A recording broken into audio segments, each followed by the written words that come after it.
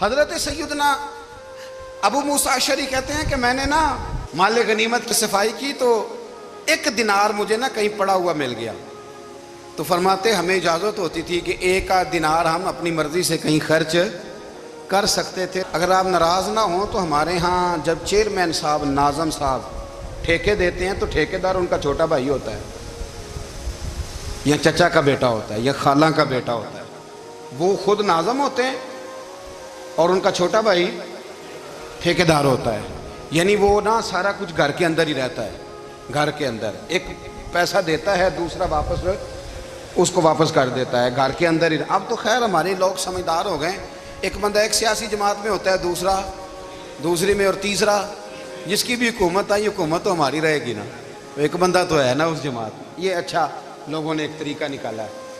تو حضرت عمر کے بیٹا گزر رہا تھا تو حضرت ابو موسیٰ اشعری کہتے ہیں میں نے صفائی کی تو 1 دینار نکلا، تو میں نے وہ 1 دینار نا حضرت عمر کے بیٹے کو دے دیا۔ میں نے کہا لو بیٹا اپنے چچا کی طرف سے تحفہ۔ تو گھر جا کے انہوں نے حضرت عمر کو بتایا کہ چچا نے پیسے دیے ہیں، چھوٹے بچے تھے۔ حضرت عمر نے حضرت ابو موسیٰ اشعری کو بلا لیا اور بلا کے فرمانے لگے میں تو تمہیں اپنا دوست جانتا تھا اور تو نے میری اولاد کو ہی دنیا دار بنانا شروع کر دیا، میرے بچوں کو ہی تم نے دنیا دار پیسوں پہ لگانا شروع کر دیا، میں تو تمہیں یار سمجھتا تھا۔ فرمایا تمہیں چاہیے تھا میرے بیٹے کو نصیحت کرتے کہ بیٹا پیسوں سے رب راضی نہیں ہوتا، اس کی رضا والے کام کیے جائیں تو رب راضی ہوتا ہے۔ اور فرمایا تمہیں کوئی اور گھر نہیں ملا تھا تباہ کرنے کے لیے، میرا ہی گھر ملا تھا، اٹھاؤ اپنا دینار اور خبردار آج کے بعد میرے بچوں کے ساتھ یہ والی نیکی نہ کرنا۔ اور ہمارا کیا سٹیٹس ہے، دوستی ہے یہ اس سے جو تحفے زیادہ دے، جو بچوں کو خراب کرنے میں مدد زیادہ کرے اس کے ساتھ گرانا۔ حضرت عمر نے گھر پہ اور سب سے بڑھ کر اپنی ذات پہ توجہ کی۔ حضرت ابو مالک رضی اللہ تعالیٰ عنہ کہتے ہیں میں عمر کے پیچھے پیچھے ایک باغ میں گیا، اکثر اس باغ میں جایا کرتے تھے، اور عمر جا کے نا تو درخت کے نیچے بیٹھ گئے اور فرمانے لگے او امیر المومنین اللہ سے ڈر جا، ورنہ جس رب نے حکومت دی ہے وہ عذاب بھی بڑھا دے گا، ڈر جا رب سے۔ کبھی ساری زندگی حضرت عمر نے اپنا کوئی تعارف نہیں کرایا، کبھی نہیں۔ ایک بندے نے آپ کے سامنے تعریف کر دی آپ کی تو فرمانے لگے تو خود بھی ہلاک ہوا اور مجھے بھی ہلاک کر دیا، کیا ضرورت پڑی ہے میری تعریفیں کرنے کی، اتنی دیر میری تعریف میں لگائی، اللہ کا ذکر کرتا رب تجھے ثواب دیتا، حضور پہ درود پڑھتا تو رب تیرے اوپر رحمتیں نازل کرتا، کس چکر میں ہے؟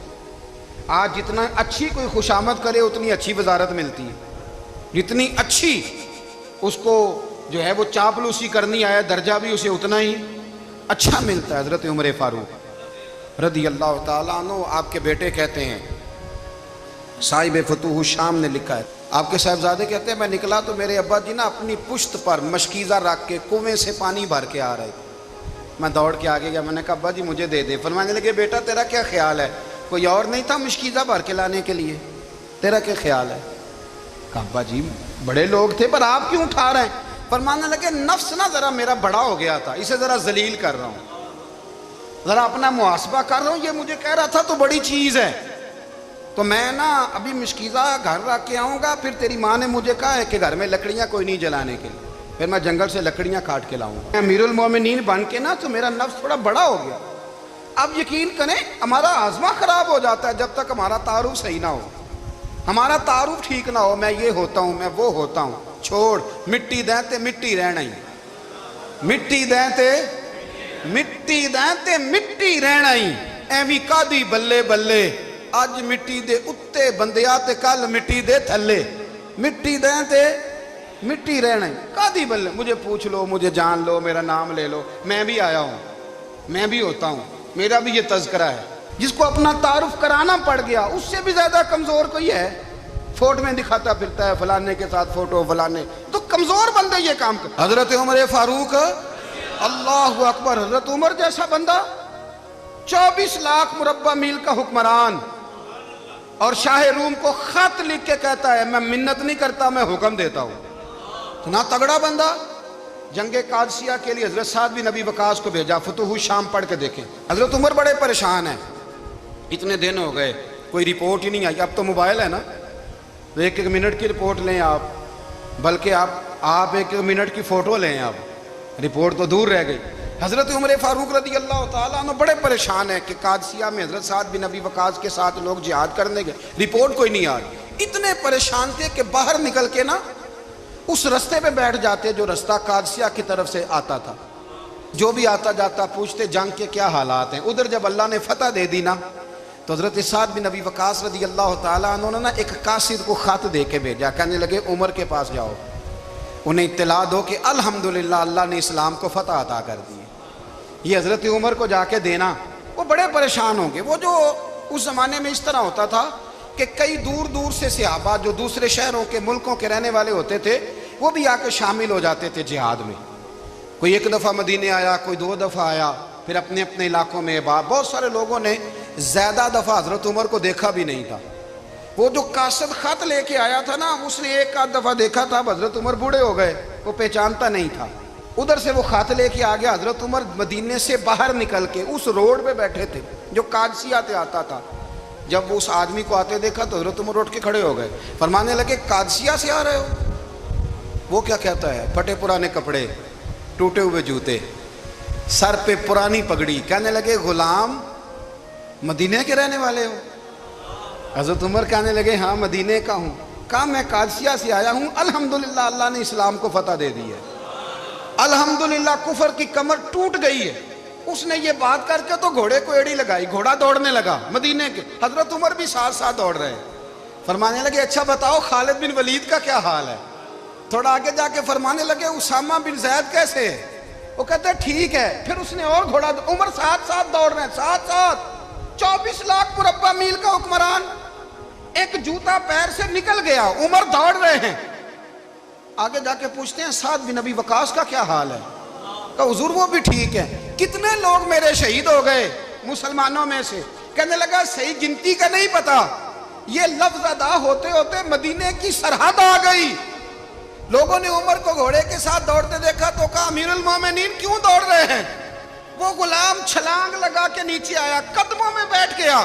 کہنے لگا حضور آپ نے بتایا ہی نہیں آپ امیر المومنین ہیں. آپ فرمانے لگے کیا بتاتا؟ میں تو اونٹ چرانے والے کا پتر ہوں, کیا بتاتا؟ وہ عمر ہوں جس نے اپنے گناہوں کا حساب دینا ہے. کیا بتاتا؟ جو سعد بن ابی وقاص کو جہاد پہ بھیج کے خود بزدلوں کی طرح گھر میں بیٹھا ہے. کیا بتاتا؟ کوئی حیثیت نہیں, کوئی تار. تو نے اچھا کیا, تو تو مجاہد تھا, مجھے ساتھ ساتھ دوڑایا, تو نے اچھا کیا. جتنے لوگ تھے چیخیں مار کے رونے لگے. حضرت فاروق اعظم سے کہنے لگے عمر جب تک تیرے جلوے رہیں گے اللہ کامیابیاں ہی عطا فرمائے گا, جب تک تیرا رنگ رہے گا اللہ تعالیٰ نوازتا ہی رہے گا. کچھ نہیں کبھی اپنا آپ ظاہر ہی نہیں کیا. بہت بڑے تھے, بہت بڑے تھے حضرت عمر, بڑے تھے. حضرت ابو رافع غلام تھے, قرآن پاک بڑا سونا پڑھتے تھے. حضرت عمر جب بھی انہیں ملتے کہتے ابو رافع تو عمر سے اچھا ہے, قرآن بڑا شاندار پڑھتا ہے. تو وہ کہتے حضور اگر میں قرآن صحیح پڑھتا ہوں تو آپ کو قرآن کی تشریح زیادہ صحیح آتی, آپ بھی تو مجھ سے افضل ہیں. تو آپ فرماتے نہیں پھر بھی تو مجھ سے افضل ہے. کیوں؟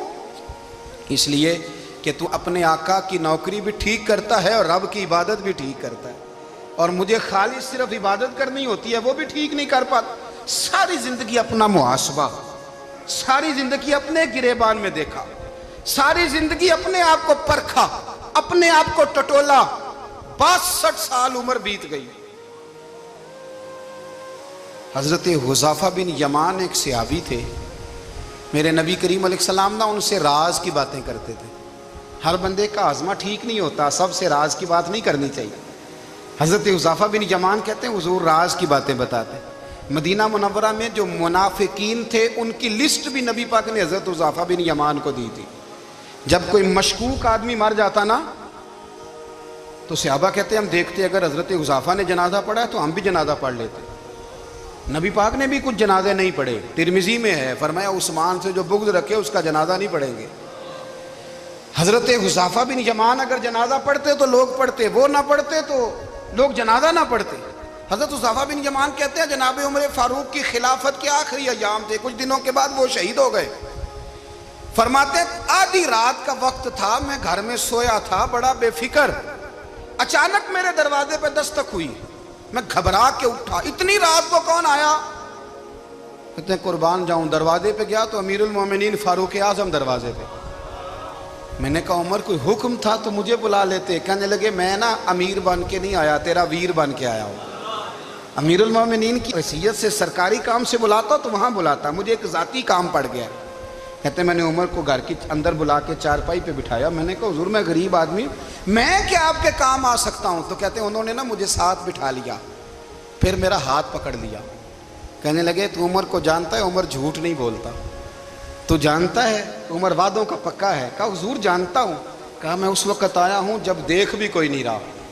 حضرت حذیفہ بن یمان کہتے ہیں پریشان ہو گیا، حضور پہیلیاں نہ بجھوائے، مہربانی کر بتائیں کدھر آئے ہیں؟ حضرت عمر فاروق فرمانے لگے 62 سال کا ہو گیا ہوں، 63 میں چل رہا ہے، داڑھی سفید ہو گئی ہے، پھل پک گیا، اٹھ فریدہ ستیا، داڑھی آ گئی پور، اگا نیڑے آ گئی، پیچھا رہ گئی دور، اب قبر اشر کا معاملہ صاف نظر آنے لگا ہے۔ کہا حضور مجھ سے کیا چاہتے ہیں؟ حضرت عمر رو پڑے، کہنے لگے آج میں عشاء کے بعد نکلا ہوں تو نبی پاک کے صحابہ مجھے نیک کہہ رہے تھے، پھر میں نے بچوں کی ماں سے اور بچوں سے بھی پوچھا ہے، وہ بھی مجھ سے راضی ہیں، پر حذیفہ تیرے ساتھ نبی پاک راز کی باتیں کرتے تھے، سچ بتا کہیں عمر کا نام منافقوں میں شامل تو نہیں؟ سچ بتا ان منافقین میں تو شامل نہیں، کہیں اوپر سے تو نہیں سارا کچھ؟ حضرت حذیفہ بن یمان کہتے ہیں میں باپ کے مرنے پہ اتنا نہیں رویا جتنا عمر کے سوال پہ رویا۔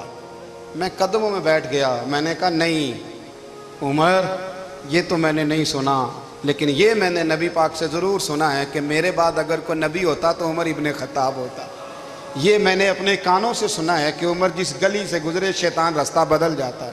یہ میں نے اپنے کانوں سے سنا ہے کہ 950 سال حضرت جبریل جناب عمر کی شان بیان کریں تو پھر بھی بیان نہیں ہو سکتا، یہ میں نے ضرور سنا۔ دوستو ساری زندگی حضرت عمر نے اگر دوسروں کا محاسبہ کیا تو اپنا اور اپنے بچوں کا بھی کڑا خیال رکھا، اپنی ذات پر بڑی توجہ دی۔ جو لوگ اپنا بھول جاتے ہیں نا، ہمیں اپنی صحت کا بڑا خیال ہے لیکن اپنی روحانی زندگی کا کوئی خیال نہیں ہے، قلبی زندگی کا کوئی تصور نہیں ہے۔ آپ یقین کریں موٹا آدمی کمزور ہونے کے لیے جدوجہد کر رہا ہے، کمزور طاقتور ہونے کے لیے، لیکن جس کو کتنے دن بیت گئے اللہ رسول کی یاد میں رویا ہی نہیں، کتنے دن بیت گئے نعت سننے کو دل ہی نہیں چاہا، جسے مہینوں بیت گئے اور قرآن پاک کی طرف نظر ہی نہیں گئی، وہ فکر مند ہی نہیں۔ زندگی زندہ دلی کا نام ہے، مردہ دل کیا خاک جیا کرتے ہیں؟ بھائی حضرت عمر کی زندگی دور حاضر میں ہمیں یہ سبق دیتی ہے کہ کڑی نگرانی رکھو اپنے پودوں کی، کڑا خیال رکھو اپنے ذاتی باغ کا، اور یہ جو تمہارے دل کی دنیا ہے یہ تمہاری روح کی زندگی ہے، اس کا محاسبہ کرتے رہو۔